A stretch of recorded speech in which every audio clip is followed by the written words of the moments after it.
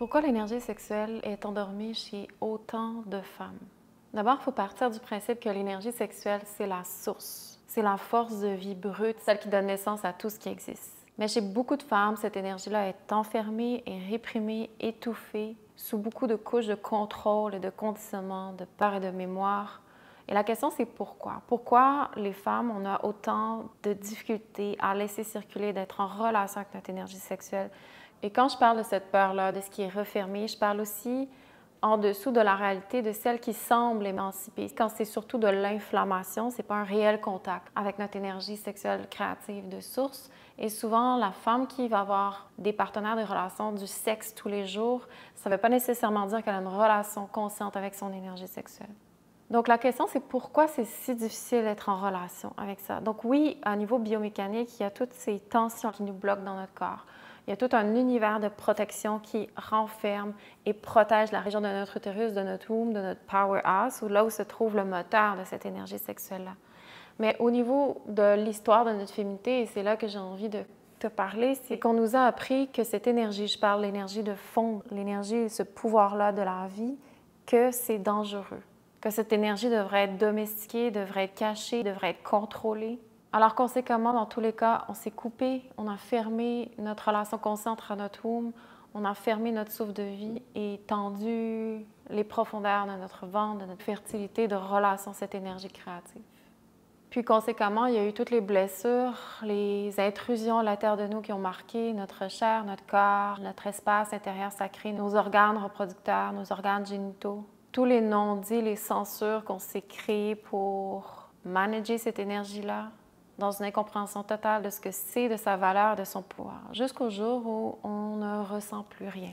Ou bien on ressent, mais c'est complètement chaotique. Ça va dans tous les sens. Notre énergie sexuelle a des pics et des downs, nous amène dans des extrêmes, nous fait vivre toutes sortes de choses qu'on ne comprend pas parce que la réponse est inflammée due à cette intensité qui est réprimée.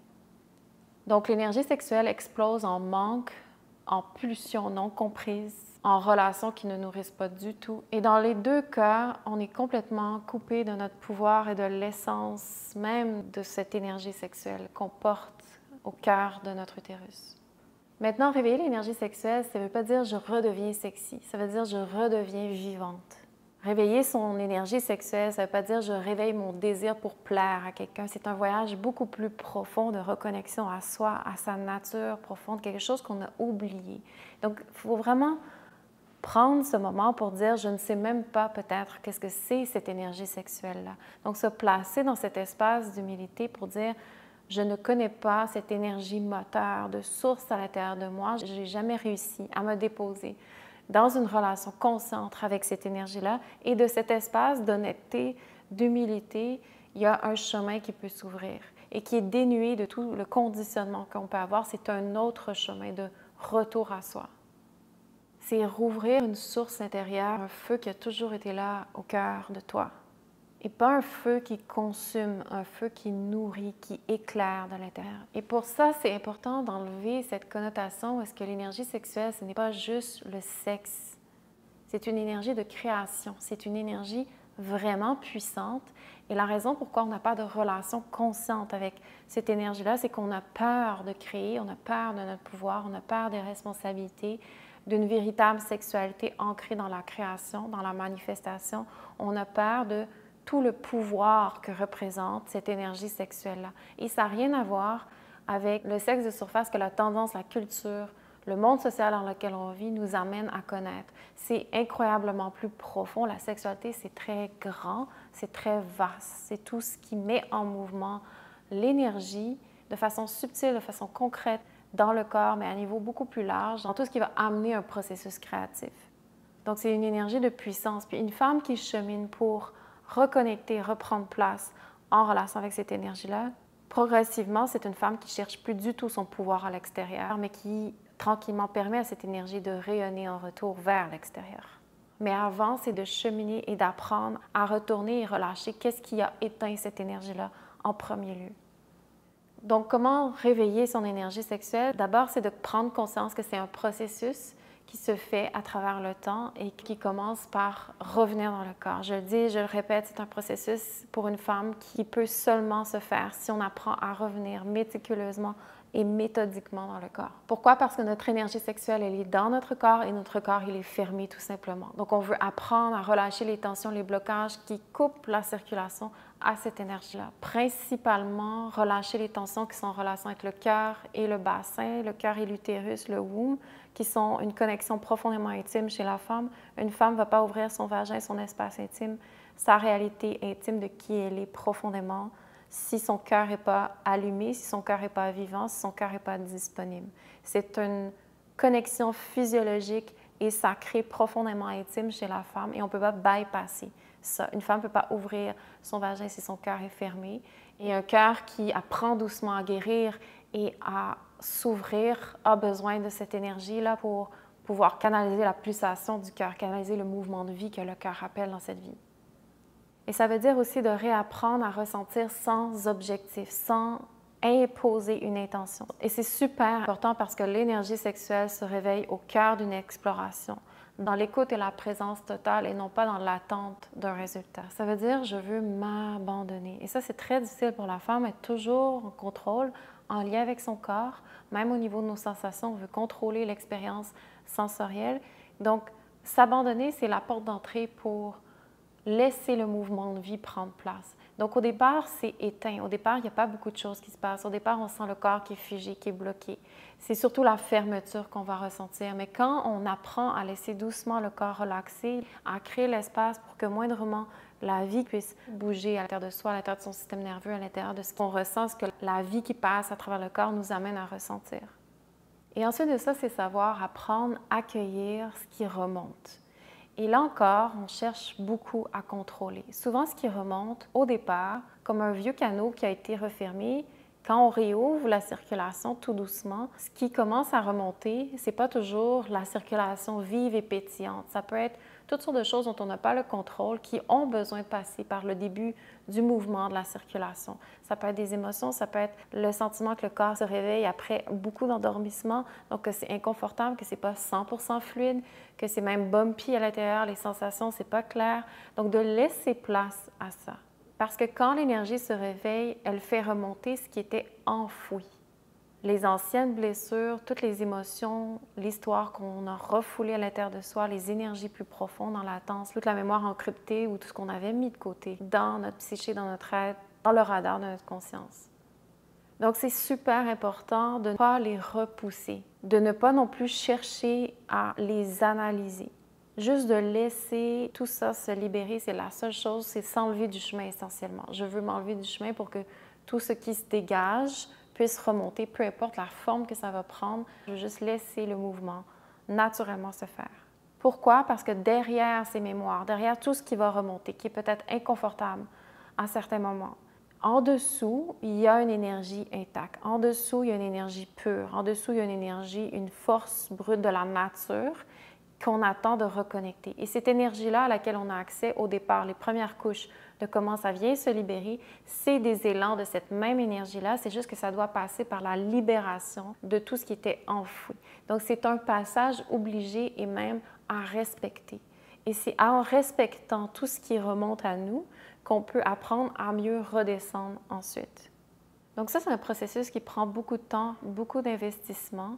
Et petit à petit, ce qu'on veut apprendre quand on relâche les tensions, quand on relâche l'énergie vitale, sexuelle ou créatrice qui était prise dans les tensions dans notre corps, quand on s'investit dans ce travail de reconnexion à l'intérieur, c'est qu'on veut canaliser cette énergie pour guérir. Donc, on veut réinvestir notre énergie pour aller plus profondément dans le corps. Il y a beaucoup de femmes qui viennent à la pratique, qui font la pratique, qui disent qu'ils sont parfois très fatiguées en investissant dans leur corps. Et la première réponse que je leur dis, c'est que c'est extrêmement sain. Pourquoi? Parce que le corps, chaque fois qu'il libère un peu d'énergie, il dit « Parfait, je prends cette énergie-là et je le réinvestis en moi pour aller plus profondément dans le relâchement des tensions profondes. » Pourquoi? Parce que c'est une forme de travail. Le corps réinvestit constamment en soi. C'est un peu comme un compte de banque où est-ce qu'on veut réinvestir avant d'aller dépenser plus ou avant d'aller faire de plus gros investissements.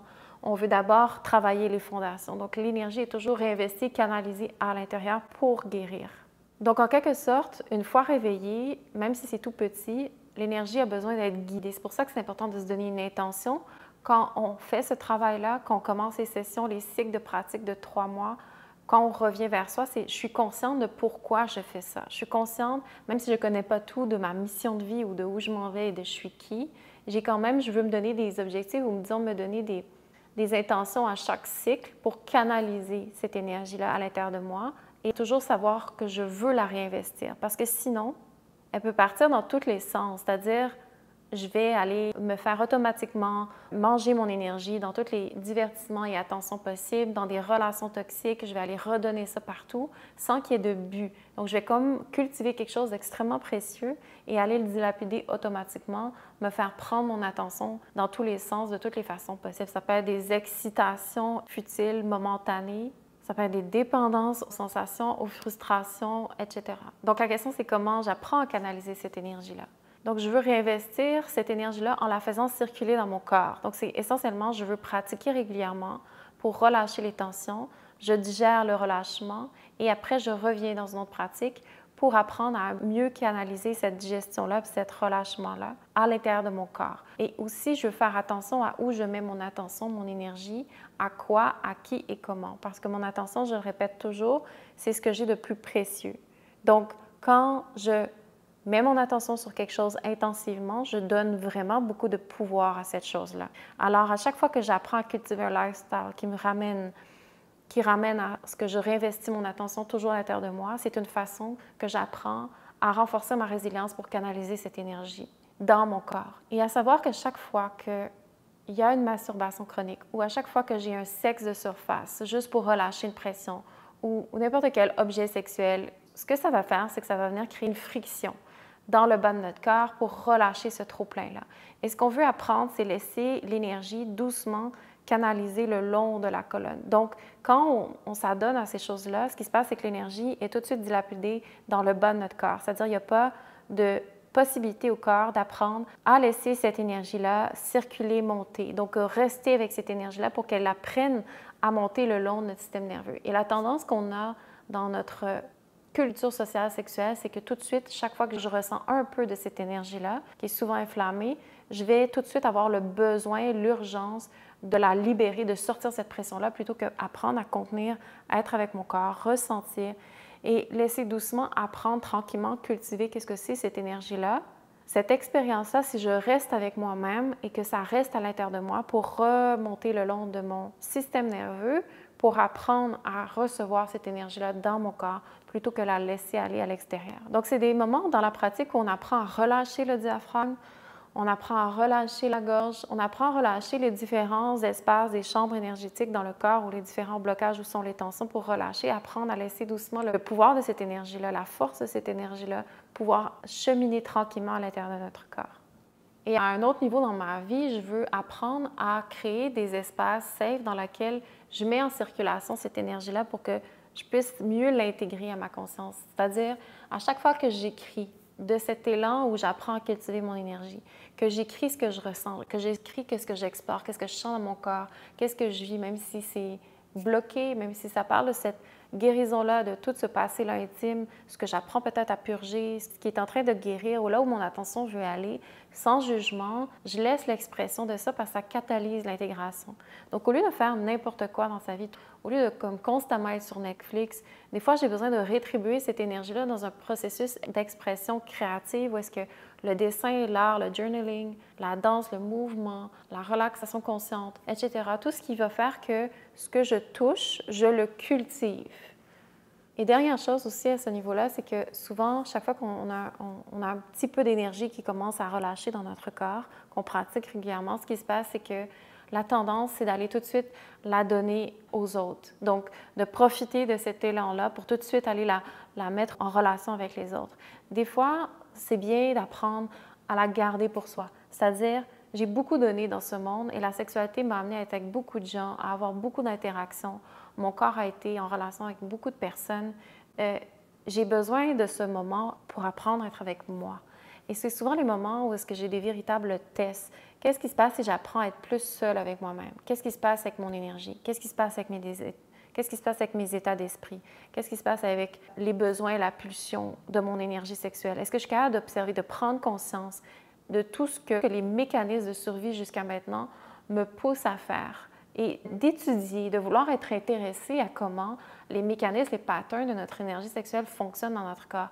Si je suis toujours en relation ou dans un environnement social, si je suis toujours avec des personnes, je n'ai pas cette capacité-là d'étudier l'univers plus occulte ou plus profond de qu'est-ce que fait mon énergie sexuelle. Et l'énergie sexuelle, c'est vraiment profond. Ça veut dire comment mes pensées, comment mon attention, comment tout mon univers, mon espace plus subtil et intérieur va être en mouvement à l'intérieur de moi. Et ça, je vous le dis, pour une femme, ça demande énormément d'investissement de temps pour découvrir couche par couche à quel point c'est riche, profond et intéressant à étudier tous ces mécanismes-là de notre énergie sexuelle pour apprendre à passer du mécanisme de survie, comment on a opéré, pour découvrir comment ça veut se réaligner doucement, doucement à l'intérieur de soi. Et ça, c'est un processus qui se fait étape par étape, mais quand une femme apprend à réclamer son énergie sexuelle, apprend du moins à cultiver qu'il y a un chemin pour apprendre à ça et que ça se fait étape par étape, peu importe ce que ça demande comme temps, c'est une femme qui, dès le départ, commence à revenir dans son pouvoir. Automatiquement, une femme qui s'investit pour réclamer son énergie sexuelle créatrice ou vitale, c'est une femme qui va vibrer. Elle n'a plus besoin de séduire, d'attirer l'attention coûte que coûte pour exister et avoir une valeur. Elle ne donne plus son énergie à n'importe qui, n'importe comment. Elle ne se laisse plus définir par le regard des autres. S'il y a 1000 personnes qui la regardent ou aucune personne qui la regarde, c'est la même personne. Ça veut dire qu'elle incarne qui elle est. Ça veut dire quand l'énergie sexuelle commence à se canaliser doucement à l'intérieur de son corps, ça veut dire qu'on s'incarne. Ça veut dire qu'on s'incarne en tant que femme. Ça veut dire que c'est une femme qui est chez elle dans son corps, présente, pleine, vivante. Et ça, c'est une guérison profonde. Ça, c'est le chemin de l'empowerment. Ça demande d'investir son énergie sexuelle dans notre guérison, dans les failles, dans les blessures, pour réclamer cette énergie à partir de ce processus de reconnexion. C'est un retour à soi, à la femme qu'on a toujours été dans notre nature profonde.